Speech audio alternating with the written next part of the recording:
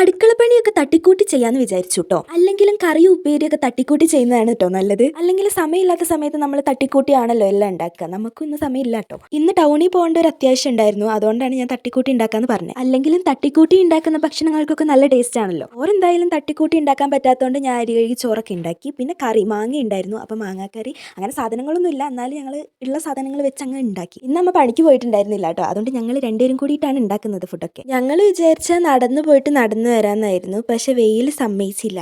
അമ്മ പണ്ടെങ്ങാണ്ടോ നട്ട് വളർത്തിയ ചീരയും മത്തൻ്റെ ഇലയൊക്കെ ഉണ്ടായിരുന്നു കേട്ടോ ഇവിടെ. അപ്പോൾ പിന്നെ അതും കൂടി ഉപ്പേരി വെച്ചു. വെള്ളമൊക്കെ ഇപ്പോൾ ഒഴിച്ചു കൊടുക്കുന്നതുകൊണ്ട് വളരുന്നുണ്ടെന്ന് മാത്രം. അങ്ങനെ മൈൻഡ് ചെയ്യാനൊന്നും പോകാറില്ല ഞാൻ. പൊന്നു ചെടിക്കൊക്കെ വെള്ളം ഒഴിക്കണമെന്ന് അമ്മ പറഞ്ഞിട്ടുണ്ടെങ്കിൽ ഞാൻ ചെടിക്ക് വെള്ളം ഒഴിക്കും. ഇല്ലെങ്കിൽ അതും ഉണ്ടാവില്ല. ഇനി അമ്മ ചെടിക്ക് വെള്ളം ഒഴിക്കാൻ പറഞ്ഞാലും ഇല്ലെങ്കിലും ഞാൻ ചെടിക്ക് വെള്ളം ഒഴിക്കും കേട്ടോ. കാരണം എന്താണെന്ന് പറഞ്ഞിട്ടുണ്ടെങ്കിൽ ഇപ്പം മനുഷ്യർക്ക് ഇപ്പോഴത്തെ ചൂട് താങ്ങാൻ പറ്റുന്നില്ല. പിന്നെയാണല്ലോ ആ ചെടികൾക്ക് മിണ്ടാൻ പറ്റില്ല എന്നുള്ളത് സത്യം. അവർക്ക് രണ്ട് കാലും കൂടി ഉണ്ടായിരുന്നെങ്കിൽ അവരെന്തായാലും എൻ്റെ വീട്ടിൽ നിന്ന് ഓടിപ്പോയേനെ. അങ്ങനെ ചോറും കറിയും ഉപ്പേരിയൊക്കെ തട്ടിക്കൂട്ടി അങ്ങ് ഉണ്ടാക്കിയിട്ടുണ്ട്. പിന്നെ ഞാൻ പറഞ്ഞില്ലായിരുന്നു ടൗണിൽ പോകേണ്ട ഒരു അത്യാവശ്യം ഉണ്ടെന്ന്. നിങ്ങൾക്ക് ഞാൻ കരയുന്ന പോലെ തോന്നുന്നുണ്ടെങ്കിൽ അങ്ങനെ തന്നെയാണ്. കരഞ്ഞുകൊണ്ടാണ് ഞാൻ ഒരുങ്ങുന്നത്. ഇപ്പം നിങ്ങൾ വിചാരിക്കും ഞാൻ എന്തിനാ ഈ കരച്ചിലൊക്കെ കരയുന്നതെന്ന്. വേറൊന്നും കൊണ്ടല്ല, അമ്മ ചീത്ത പറഞ്ഞു. ഞാൻ ഈ രാവിലത്തെ ഫുഡ് കഴിച്ചിട്ടുണ്ടായിരുന്നില്ല. എനിക്ക് ഫുഡ് കഴിക്കാനുള്ള മൂഡൊന്നും ഉണ്ടായിരുന്നില്ല. അതുകൊണ്ട് എനിക്ക് വേണ്ടെന്ന് പറഞ്ഞതിനാണ് അമ്മ ചീത്ത പറഞ്ഞത്. അമ്മ പണിക്ക് പോകുന്ന സമയങ്ങളിൽ ഞാൻ ചില ദിവസം രാവിലെ ഞാൻ ഫുഡ് കഴിക്കാറില്ല. അത് പിന്നെ അമ്മയ്ക്ക് അറിയില്ലല്ലോ, അതുകൊണ്ട് കുഴപ്പമില്ല. പിന്നെ ആ പ്രശ്നമൊക്കെ സോൾവ് ആക്കി കഴിഞ്ഞ് പുറത്ത് പോയി വന്നപ്പോൾ എനിക്ക് ചട്ടിച്ചോറ് കഴിക്കണം. എനിക്ക് ചട്ടിച്ചോറ് കഴിക്കണം എന്ന് അത്രയ്ക്ക് നിർബന്ധമാണെങ്കിൽ വീട്ടിൽ ചോറും കറിയും ഉപ്പേരിയൊക്കെ ഉണ്ട്. അതൊക്കെ ചട്ടിയിലിട്ട് തിന്നോളാനാണ് പറഞ്ഞത്. ചട്ടിച്ചോറ് കഴിക്കണം എന്ന് എനിക്ക് നിർബന്ധമായതുകൊണ്ട് ഞാൻ അമ്മ പറഞ്ഞ പോലെ തന്നെ അങ്ങ് ചെയ്ത്. വീട്ടിലൊരു ചട്ടി ഉണ്ടായിരുന്നു. അതിലേക്ക് ചോറും